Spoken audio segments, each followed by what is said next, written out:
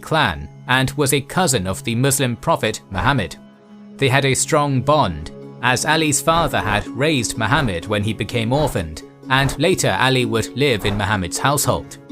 When in 610 AD Muhammad proclaimed his prophethood, Ali was one of the first people to accept Islam and recognize Muhammad as the prophet.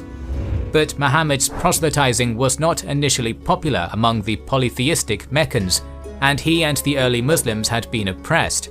The rumors of a plot against Muhammad were spreading, forcing him to leave Mecca for Medina with the majority of his followers in 622, which was called Hijrah, the migration, an event so momentous that the new Islamic calendar starts with that day. Initially, Ali stayed behind to return people the possessions they had entrusted upon the Prophet for safekeeping, but very soon he joined other Muslims in Medina, and in 623 married Muhammad's daughter Fatima Zahra, becoming one of the most trusted companions of Muhammad. Known in the Muslim community for wisdom and fairness, he earned the nickname Asad Allah, the Lion of God, for his military exploits and courage on the battlefield. By 631, the Islamic community, the Ummah, had been able to assert control over Mecca and large swaths of the Arabian Peninsula and was already a formidable force. But who was going to succeed aging Muhammad? And this is the root of the split in Islam. As one would expect, Sunni and Shia sources offer different interpretations. On the way back from his last pilgrimage, Muhammad gave a sermon at the Ghadir Qum oasis, took Ali by his hand, and proclaimed that anyone who has me as his Mawla has Ali as his Mawla. Shia theology believes that in Ghadir Qum, the Prophet designated Ali as his successor by calling him Mawla, a polysemous Arabic word with several meanings, one of which is leader or master. Sunnis believe that the Ghadir Qum episode was merely a proclamation of affinity of the Prophet to his loyal companion and son-in-law, and interpret the word Mawla using its second definition, a friend. Another important episode in the succession dispute between the Sunni and Shia theologies is connected to the so-called pen and paper episode. This is considered a genuine hadith, as both Sunni and Shia theologians accept it, but interpret it differently. In Islam, a hadith is a story on the life of Muhammad with religious and legal messages for the Muslim community, and according to this one, a few days before his death, Muhammad asked his companions to bring him pen and paper so that he could write a statement in order to prevent the Ummah from going astray after his death. But one of Muhammad's closest companions, Umar, said, "The Prophet is seriously ill, and we have got Allah's book with us, and that is sufficient for us." This led to a loud dispute in the room in the presence of Muhammad, who got unhappy and called everyone to leave. It is still unclear what the Prophet wanted to write. Shias claim that he intended to designate Ali as his successor, but there's no way to determine this. According to Sunnis, the Prophet did not explicitly designate a successor and left it for the Islamic community to decide. There are other events which Sunnis and Shia base their claims on regarding the succession, but in short, following Muhammad's death in 632, the Ummah did not have a consensus on a new leader. While Ali took charge of the arrangements of the funeral, a meeting to decide the successor took place in Medina. Ali and two other prominent companions of the Prophet, Abu Bakr and Umar, were not present, and deliberations took place without them. In fact, the majority of those present were the Muslims residing in Medina, who welcomed Muhammad or were converted later, while very few of those who went on a hijrah from Mecca to Medina with Muhammad were there. Abu Bakr and Umar rushed to the meeting and took charge of the process in Ali's absence. The former was one of the first converts to Islam, Muhammad's father-in-law through his daughter Aisha. Deeply respected by modern Sunnis, he was very rich and contributed a lot to the cause of Islam and was arguably one of the main contenders for leadership. Umar was also a close companion of Muhammad, also his father-in-law through his daughter Hafsa, known for his zealous protection of the Prophet. He is known as a just, intelligent and wise person in the Sunni tradition. After a heated debate, Umar was able to persuade those present to choose Abu Bakr as the successor, the Caliph, a ruler of the Muslim Ummah.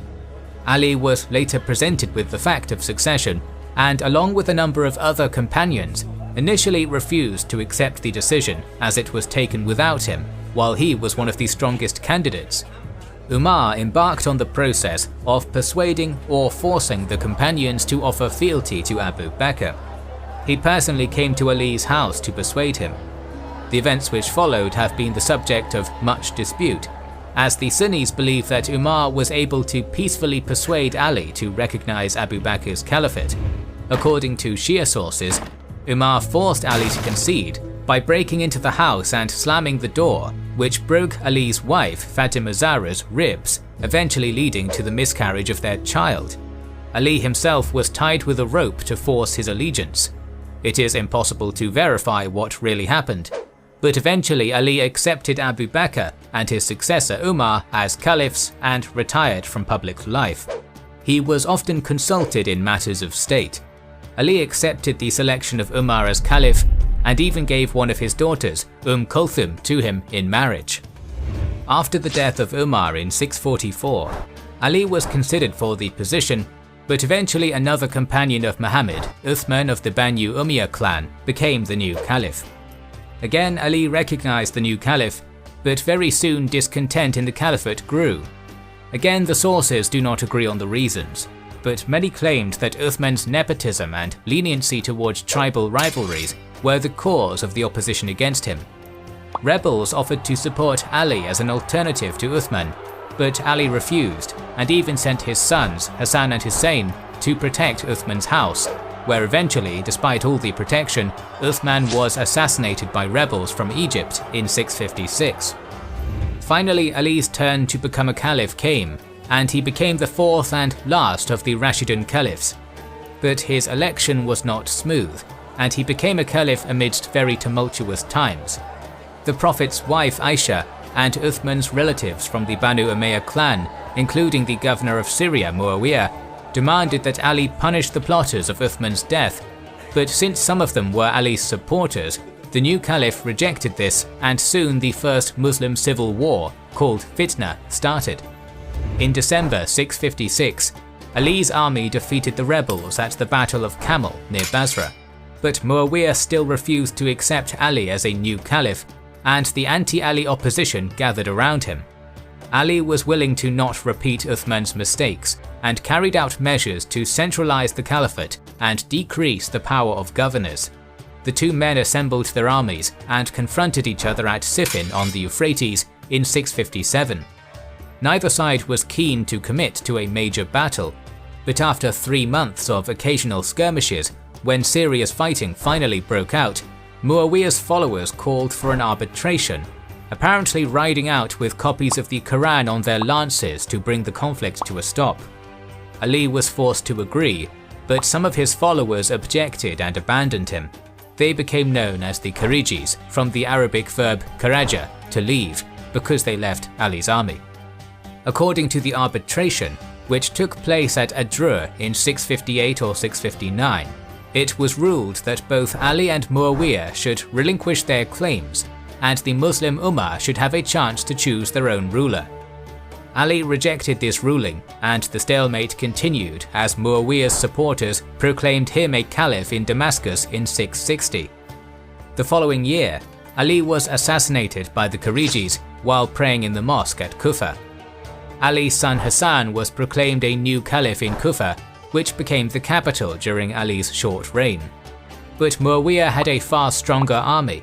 Thus Hassan stepped down as a caliph in order to avoid further bloodshed, and a treaty between the sides was signed. According to the treaty, Hassan accepted Muawiyah as a caliph under the condition that he would act in accordance with Islam. Muawiyah would not appoint a successor, and a new caliph should be elected by the Electoral Council, Shura. Muawiyah would abandon cursing Ali and persecuting Ali's family and supporters. But Muawiyah would not stay true to his pledges, and towards the end of his reign, he designated his son Yazid as a successor.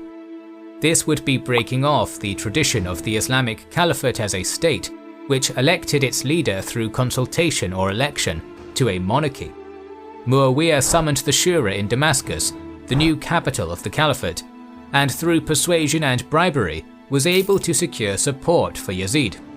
This development caused significant opposition in different quarters, and this opposition started gathering around Muhammad's grandson and Ali's son Hussein, who replaced Hassan, who passed away in 670, as the leader. Despite the opposition, Muawiyah was able to secure the support of Mecca and Medina for Yazid. Ali's capital Kufa was the potential stronghold of the opposition, and the death of Muawiyah in 680 put events which would further divide the Islamic world into action. Following Muawiyah's death, Yazid became the new caliph and immediately demanded allegiance of Hussein. Yazid's envoy could not persuade Hussein to do this and was afraid of killing him, since Hussein was the Prophet's grandson. Around the same time, the people of the city of Kufa started sending letters to Hussein, informing him about their opposition to the Umayyad rule, their support for him, and intention to remove Yazid from power and install him instead. The Kufans sided with Ali during the first fitna, continued to support his family by backing Hassan, and were unhappy when he abdicated in favor of Muawiyah. Hussein accepted this call and sent his cousin Muslim ibn Aqil to Kufa to assess the situation and gather support. Initially, Muslim ibn Aqil was very successful, and he informed Hussein of his progress. Yazid was forced to change the governor of Kufa to defeat the opposition in the city, and the new governor succeeded in doing just that. With support dwindling, Muslim ibn Aqil decided to carry out a revolt before Hussein's arrival, but it was defeated. Hussein did not know about this, and in September of 680 started his journey towards Kufa with around 50 men and his family members. On the way, Hussein received information about the death of Muslim ibn Aqil and the defeat of the revolt in Kufa. He called on those who joined him on the way to leave, understanding the futility of his attempt to challenge Yazid. Very soon Yazid's forces confronted Hussein, and an envoy of Kufa's new governor told Hussein to come with him or turn back and go anywhere but Medina. Hussein refused and continued on his path with the envoy's forces accompanying him. On the 2nd of October, Hussein reached Karbala and set camp there. On the following day, Yazid sent an additional 4,000 men to confront Hussein. The Umayyad army had orders to prevent Hussein's men from accessing the Euphrates River in order to force them to concede due to lack of water. But 3 days later, Hussein's group was able to access water, creating a stalemate. For over a week, Yazid's officials had tried to persuade Hussein to accept his fate and pledge allegiance to Yazid, since they understood the consequences of attacking the Prophet's grandson. Ultimately, Hussein refused the offers of Yazid, and on the 10th of October, the Umayyad army approached Hussein's camp and both sides took their battle positions. Hussein's companions fought valiantly, but the forces were extremely uneven. He and his men were massacred. This included 7 sons of Ali, including Hussein himself, 2 of Hussein's sons, 3 sons of his brother Hassan, and the other grandchildren of Ali. Many from the Prophet's family were killed. This was a final straw, completing the schism in the Islamic world and dividing it into Sunni and Shia. The process, which started with the dispute over succession to Muhammad and continued with the killing of Ali and Hussein, caused the split of Islam, with Shi'at Ali, Ali's party, first becoming a political movement within Islam and later transforming into a branch of Islam, offering alternative interpretation of the Quran and Hadiths, its own view on Islamic jurisprudence, on state and some religious practices, venerating the people of the house, Al-Bayt, Muhammad's direct descendants, as his righteous successors. The Sunni, also known as the people of the Sunnah and the community, Al-Sunnah wa al-Jama, remained the majority in Islam, and although naturally there has been some transformation in Sunni Islam in comparison with early Islam, coming with new times and different interpretations of holy texts by Sunni scholars, the main distinctions between the 2 largest branches of Islam go back to the events we have described above. And while Sunni theology respects the Al-Bayt as well, It rejects the premise that the Islamic Ummah should be ruled by the Ahl al-Bayt. The killing of Ali, the massacre of Hussein, his family members and companions, strengthened the sense of injustice against the Prophet's family among the Shia Muslims and turned martyrdom into one of its main pillars. Ali's martyrdom during the prayer, Hussein's martyrdom during the struggle against the perceived tyrant and usurper, turned into a powerful symbol of Shia Islam. The first month of the Muslim calendar, Muharram, is the annual period of mourning for the Shia Muslims, with the 10th of Muharram, known as Ashura, the day of the Battle of Karbala, becoming the peak day of mourning ceremonies. Millions of devoted Shias make the Arba'in pilgrimage on foot to the holy shrine of Imam Hussein in Karbala every year. The Shia defeat in the Battle of Karbala did not stop the supporters of the Ahl al-Bayt from opposing the existing state of affairs in the Islamic world. Dissenters to the existing state of affairs in Islam would take up the flag of the party of Ali and challenge the rule of the Caliphate. Numerous powerful states and dynasties, such as the Fatimids, Buyyids, Nizaris, Safavids, and others, emerged throughout the Islamic world, armed with the powerful idea of Shia Islam. In our episode on the Hashashins, link to which is in the description and pinned comment, you can learn about some of the events that followed the Muslim schism. And we're planning more episodes on the topic, so make sure you are subscribed and have pressed the bell button to see the next video in the series.